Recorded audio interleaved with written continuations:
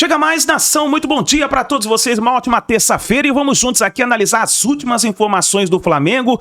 Na manhã desta terça-feira, o Flamengo que terminou a sua preparação para a partida de hoje contra a LDU de Quito. O Flamengo precisa buscar essa vitória para poder ficar mais tranquilo na fase de grupos da Libertadores da América. E tem mudanças na escalação, nós vamos analisar a imprensa esportiva trazendo toda a repercussão dessa partida, mas antes, chega aqui daquela moral explodindo dentro do like, vamos bater juntos aqui uma meta de 4.000 likes para esse vídeo. Para isso, eu preciso da força da torcida do Flamengo em peso aqui no nosso canal. Se você não é inscrito aqui no canal Meu Mengão React, se inscreva, ative o sino das notificações, assim sempre você estará recebendo as informações do Flamengo, que inclusive hoje vamos trazer para você o pré-jogo e o pós-jogo do Flamengo aqui no nosso canal. Corre nos comentários, coloca aí de qual cidade você está acompanhando nossos vídeos. Você está no Rio de Janeiro, São Paulo, Pernambuco, Brasília, Goiás, Rio Grande do Norte, Minas Gerais, Paraíba? Coloca aí o seu estado, a sua cidade e arrisque o seu palpite nos comentários, hein? Vou deixar os créditos desse vídeo ao canal da ESPN Brasil, João Guilherme, Verê Casagrande, link na descrição como créditos. Bora para as últimas informações do Flamengo na manhã desta terça-feira. Vamos com o Sport Center e vamos falar do adversário do Flamengo e do Mengão, que encara a LDU nesta terça-feira com transmissão dos canais ESPN. Olá, amigos do Sport Center. O Flamengo realizou nesta segunda-feira um treino no Estádio Olímpico Atahualpa, aqui em Quito, no Equador. Preparação para a partida desta terça-feira contra a LDU pela Conmebol Libertadores. Jogo com transmissão ao vivo da ESPN e do Disney Plus a partir das 7 horas da noite. Jogo fundamental para o Flamengo, que perdeu na última partida da Libertadores para o Central Córdoba em casa. Está na terceira colocação do Grupo C, fora da zona de classificação, e enfrenta a LDU, que é a líder do grupo. Bom, o treino desta segunda-feira foi importante para os jogadores sentirem a velocidade da bola na altitude. Quito fica a 2.850 metros acima do nível do mar. Alguns jogadores que sentem mais os efeitos da altitude nem viajaram para o Equador. São os casos do Alan e do De La Cruz. Bom, e os outros jogadores, como estão reagindo à altitude? Com a palavra, o chefe do Departamento Médico do Flamengo, Fernando Sasaki. O fato de a gente chegar 2 dias antes é mais por uma questão logística, da gente poder chegar no hotel, se alimentar, descansar, fazer um treino e ir para o jogo no dia seguinte. Os atletas chegaram bem, estão se alimentando bem, descansaram, não tivemos nenhuma intercorrência com relação à altura. Talvez a comissão sinta algum desconforto aí ao subir um lance de escada, mas nada de atípico. Tudo correndo conforme planejado. Todos os atletas agora pela manhã fizeram os testes bioquímicos, não encontramos nenhum atleta com desgaste acentuado e, portanto, vamos para o treino com esses atletas controlados. Bom, quem conhece bastante a altitude de Quito é Gonçalo Plata, o equatoriano do Flamengo. Ele é de Guayaquil, mas já jogou bastante aqui em Quito. Ele que tem sido muito assediado pelos equatorianos aqui em frente ao Hotel Concentração do Flamengo. Tem tirado muitas fotos, dado muitos autógrafos. Sobre o time do Flamengo para essa partida contra a LDU, além dos 2 jogadores que não viajaram pela questão da altitude, tem um desfalque lateral Alexandro com edema na coxa. Ele sofreu essa lesão na partida contra o Juventude. O Flamengo trabalha para que ele volte no jogo contra o Corinthians. Ayrton Lucas, que tem jogado na esquerda, sentiu dores na partida contra o Vasco, empate por 0-0, mas é apenas cãibra, está apto para essa partida contra a LDU. Mesmo assim, o Flamengo deve ter mudanças para essa partida pela sequência de jogos. São 4 jogos em 9 dias, Grêmio, Juventude, Vasco e agora LDU.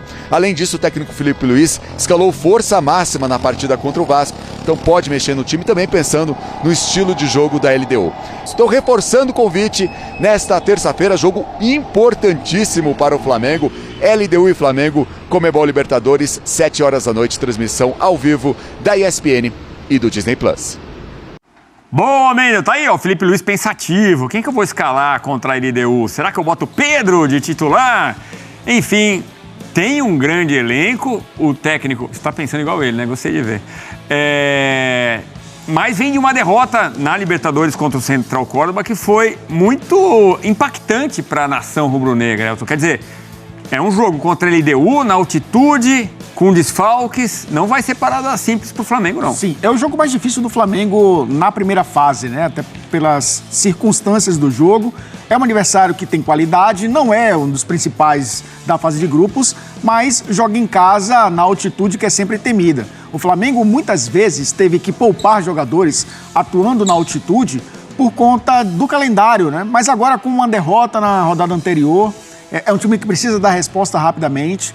Na temporada passada sofreu muito com isso, porque enfrentou o Bolívar e acabou ficando, inclusive, em segundo lugar. É verdade que enfrentou o próprio Bolívar nas oitavas de final, né? Mas passou sustos, né? Na temporada passada, num grupo que tinha altitude também. Então, Felipe Luiz sabe que é um jogo chave para conquistar ponto ou vencer a partida, que seria muito bom, né? Um confronto direto, um desafio difícil fora de casa para tentar, obviamente, o primeiro lugar do grupo. O empate é bom resultado?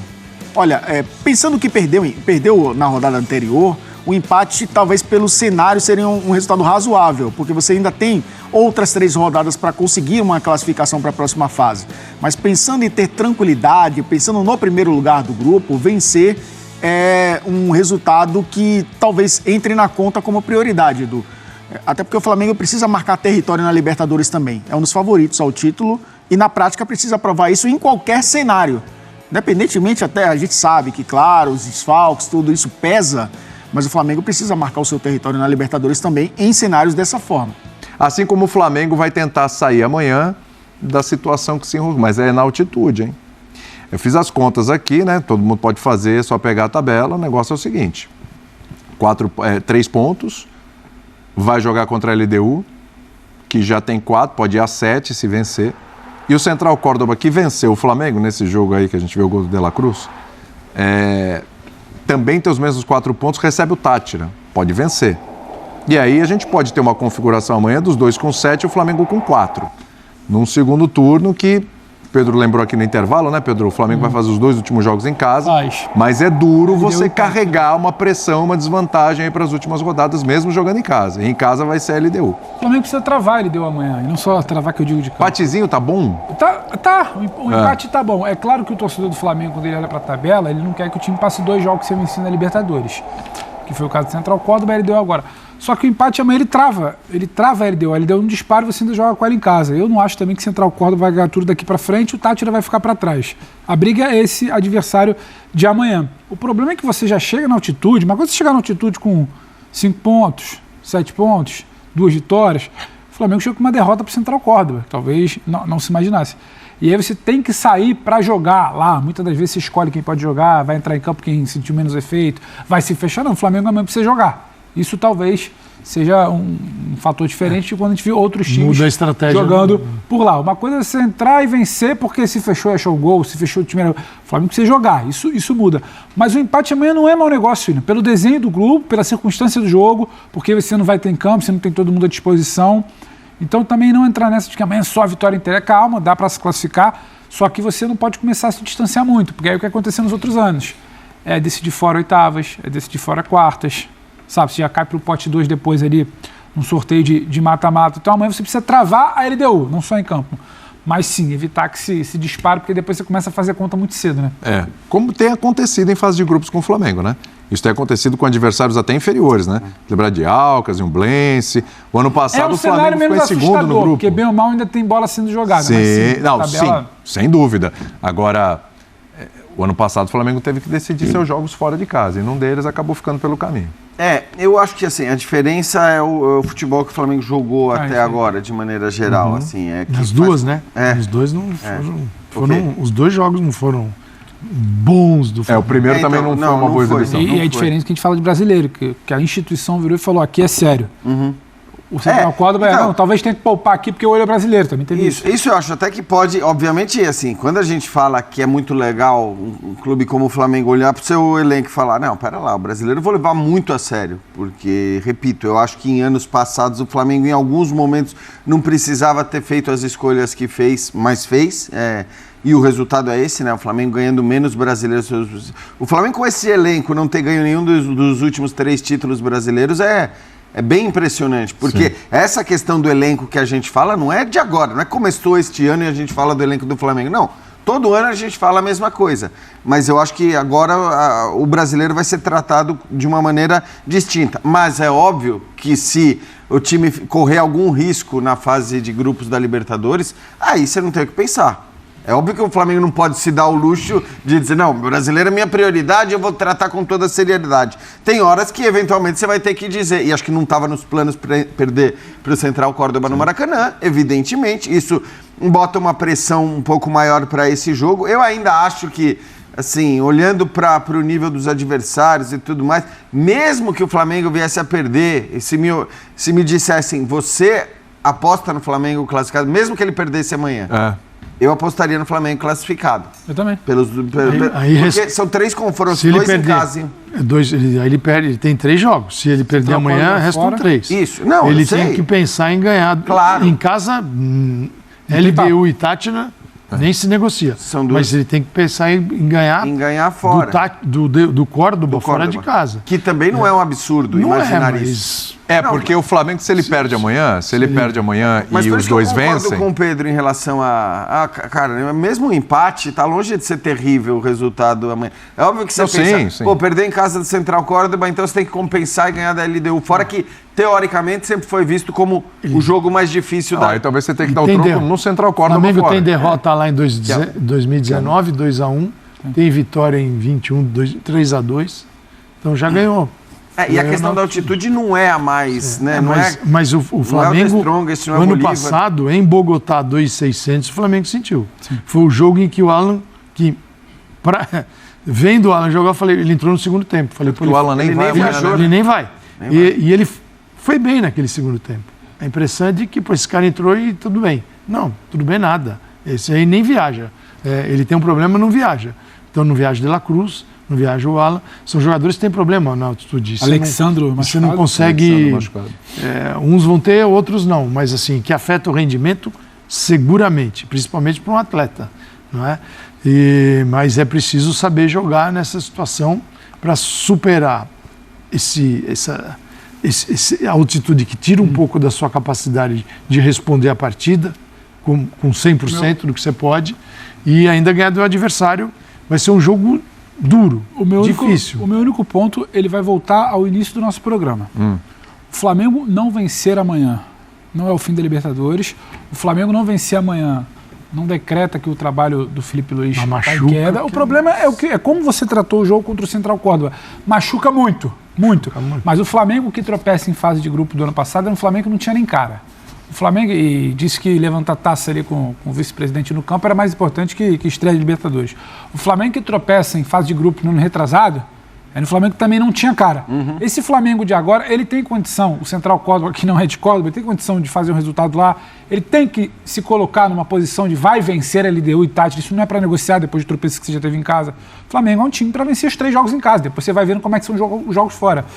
Então, é só pra gente também não voltar ao desespero. Não. Aliás, é disso que eu estava falando. Quando eu falei a questão é a bola, eu estou dizendo, é positiva para o Flamengo hoje. A questão é a bola que ele jogava ou joga hoje na comparação com os times que perderam aqueles jogos em fases de grupos, porque eram momentos mais conturbados do Flamengo, assim, era uma coisa de desconfiança maior em relação ao trabalho do técnico. Óbvio, como o Pedro disse, já tinha gente contestando, entre aspas, o Felipe Luiz, mas aí entra naquilo que a gente estava dizendo aqui no começo do programa. Então também não dá para levar a sério tudo isso ou começar a dar um peso para uma contestação ou outra, porque sempre vai ter maluco em rede social para gravar vídeo detonando o técnico por causa de um jogo, né? Mesmo o cara tendo comprovadamente qualidade. Vou começar com essa mudança de planos do Botafogo da Paraíba, e eu não vou falar mudança de planos não, esse papelão do Botafogo da Paraíba. Primeiro, quando teve o sorteio do jogo,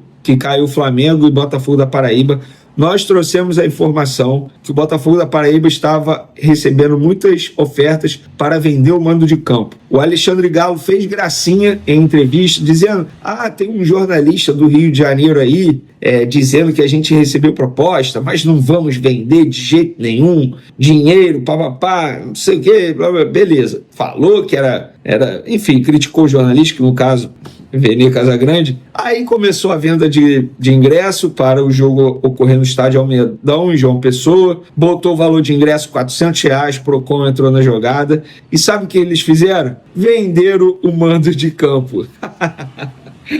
Meu Deus, o futebol, como dizem por aí, né? A verdade de hoje é a mentira de amanhã. Fazer o quê? E ele vendeu o mando de campo para o mesmo grupo de empresários que gostaria de comprar Vasco e Flamengo para levar para São Luís. É o mesmo grupo de empresários que está tentando comprar Santos e Flamengo também para levar para São Luís. Inclusive, eu nem falei sobre isso aqui no canal Vene Casagrande, só fiz uma publicação nas minhas outras redes sociais. O Santos recebeu essa proposta. Com o Neymar, a proposta é de 3 milhões de reais para o Santos, e sem o Neymar, a proposta é de 1,5 milhão. Olha a diferença, olha a discrepância, como é que o Neymar está dando dinheiro ao Santos, né?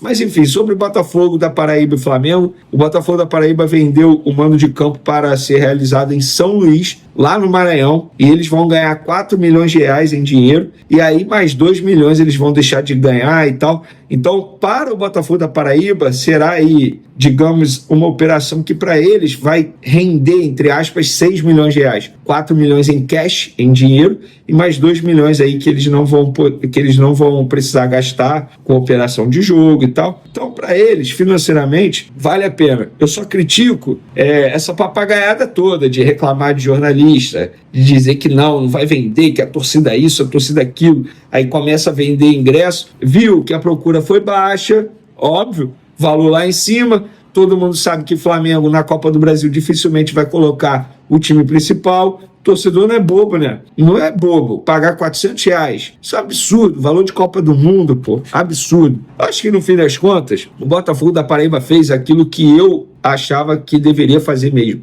Sem hipocrisia. Cara, é momento de fazer dinheiro. Ah, mas é SAF, não precisa. Mentira. Dinheiro nunca é demais. 4 milhões, gente, paga a folha salarial deles, sei lá, durante o ano inteiro, talvez. Enfim, não sei qual é o valor da folha salarial, mas é um valor muito bom para o Botafogo da Paraíba. Eu já critiquei o Vasco por não ter vendido o mando contra o Flamengo por 3 milhões de reais. Foi a proposta que eles receberam. Mas, dito isso, fica aí a informação para vocês. E vocês viram que não era fake news do Venezinho Casagrande quando disse que o Botafogo da Paraíba recebeu proposta para vender o mando de campo.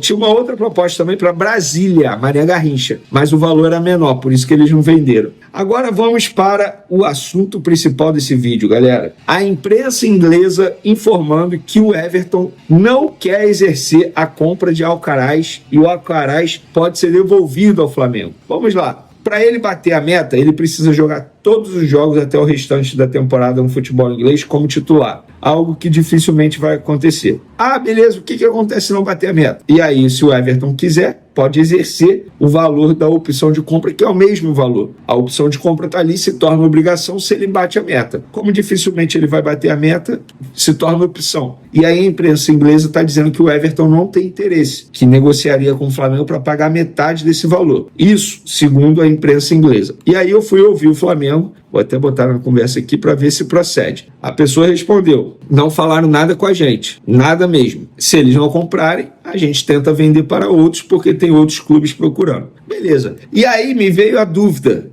e o Vitor Hugo, que foi envolvido nessa operação, emprestado ao grupo do Everton, e aí o grupo do Everton colocou o Vitor Hugo no futebol turco para jogar no Gaziantep da Turquia. E aí fica a dúvida, ele vai ser comprado pelo grupo do Everton, como é que vai ser? Para quem não se recorda, o valor da opção de compra estabelecido do Vitor Hugo foi de 6 milhões de euros, tá? 6 milhões de euros por 60%. 6 milhões de euros hoje dá em torno aí de 36 milhões de reais por 60% dos direitos econômicos do atleta. Mas perguntei também ao Flamengo e a resposta é, o Flamengo já sabe que o Vitor Hugo não será comprado, que o grupo Everton não vai exercer a opção de compra, porque o jogador não desempenhou da maneira que eles esperavam lá. Inclusive, atualmente ele tem 29 jogos com a camisa do Gaziantep, sendo 24 jogos pelo Campeonato Turco e 5 jogos pela Copa da Turquia, sendo que desses 29 jogos, apenas 9 como titular. Inclusive, a minutagem dele é bem baixa,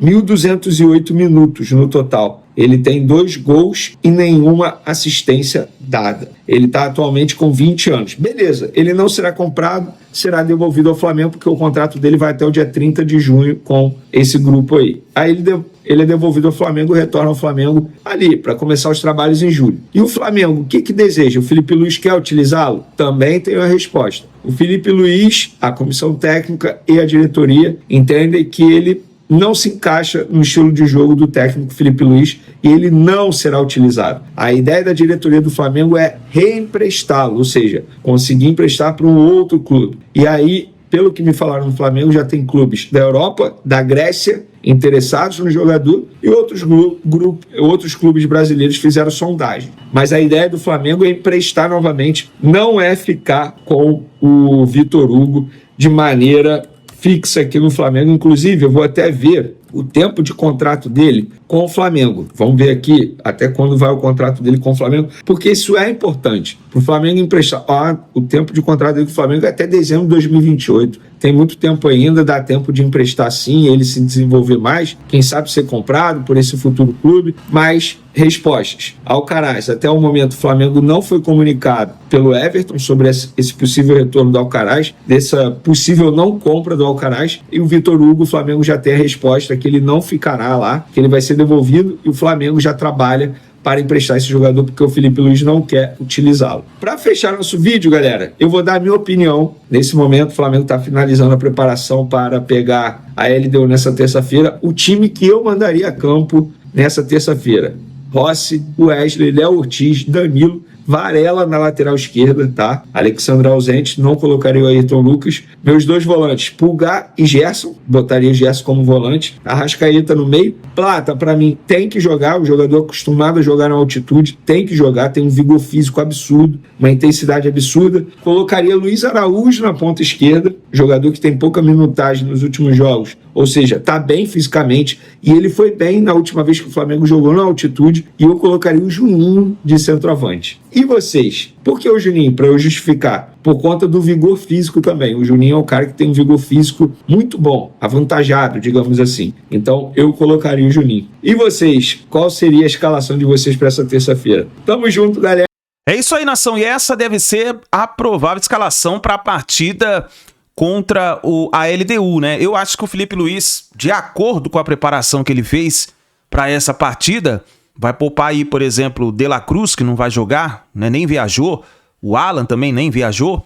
Então ficou mais ou menos assim, é o que podemos imaginar que pode acontecer hoje. Goleiro Rossi na zaga. Eu acho que ele vai de Danilo. Vamos ver. Danilo, Léo Ortiz. Nas laterais, o Wesley, eu acho que ele vai começar com Varela. Eu acho que ele não começa com Ayrton Lucas do outro lado, não. Vamos ver. Aí no meio de campo, Eric Pulgar, Gerson, De Arrascaeta e eu acho que ele vai começar lá com Michael de novo. Plata e Bruno Henrique. Vamos ver. O Vene Casagrande falou sobre Juninho também. Acho que nessa partida aí talvez aproveitaria o Juninho também, começando a partida, porque eu acho que ele tem um condicionamento físico muito bom. Vamos ver. Vamos ver o que o Felipe Luiz vai preparar. Mas deve ser mais ou menos isso daí que vai acontecer. Agora é o seguinte, palpites para a partida de hoje, hein? Partida importantíssima. Para mim, o Flamengo não pode perder essa partida. Eu acho que se perder essa partida, complica de vez na Copa Libertadores. Vai ficar bem difícil para o Flamengo conseguir se classificar. Então o Flamengo precisa dessa vitória. E aí? Qual é o seu palpite? Vai nos comentários, escreve aí o seu palpite, deixe registrado.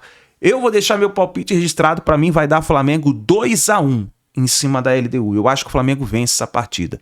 Vamos ver o que vai acontecer. Deixe o seu like, se inscreva no canal, ative o sino das notificações para você ficar ligado.